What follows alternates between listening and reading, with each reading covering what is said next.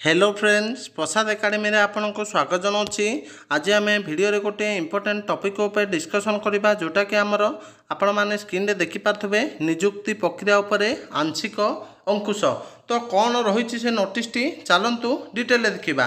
तो देखंतु एठी दिया जायछि ग्राम रोजगार सेवक नियुक्ति संपर्क में पंचायत राज विभाग जारी करथिबा न्यू विज्ञप्ति को रद्द करिया पई रुजु मामला रे हाईकोर्ट आंशिक अंकुश सह एक अंतरीण आदेश देइछंती।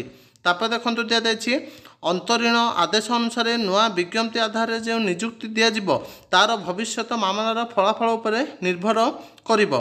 एथिसह हाईकोर्ट एही मामला रे पंचायत राज विभाग सचिव एवं प्रत्येक जिलार जिलापालंकु एहा उपरे जवाब रखिबा लागि निर्देश देइछंती।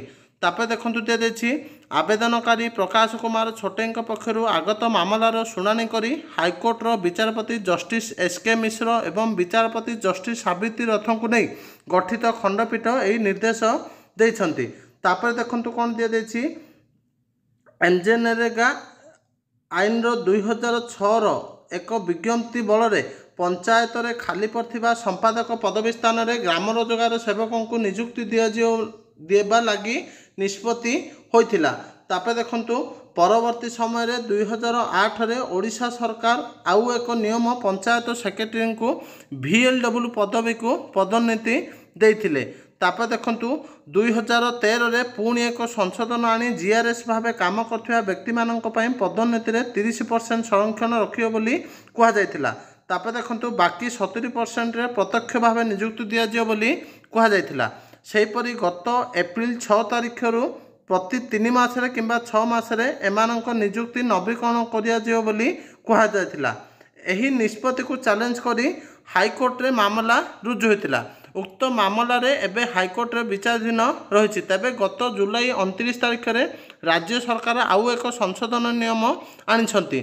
एही नियम अनुसार जो GRS माननकु 45 वर्ष रु कम होइतिबो सेमाने पंचायत एग्जीक्यूटिव ऑफिसर पदवी पई आवेदन करिपारिबे। तो ये कहुच्छे कि जो GRS माने 45 वर्ष रु कम होइतिबे माने GRS भावे काम करथिबे और सेमानकर बयस 45 रु कम होइतिबे तारे से पंचायत एग्जीक्यूटिव ऑफिसर टाकू आवेदन करिपारिबे।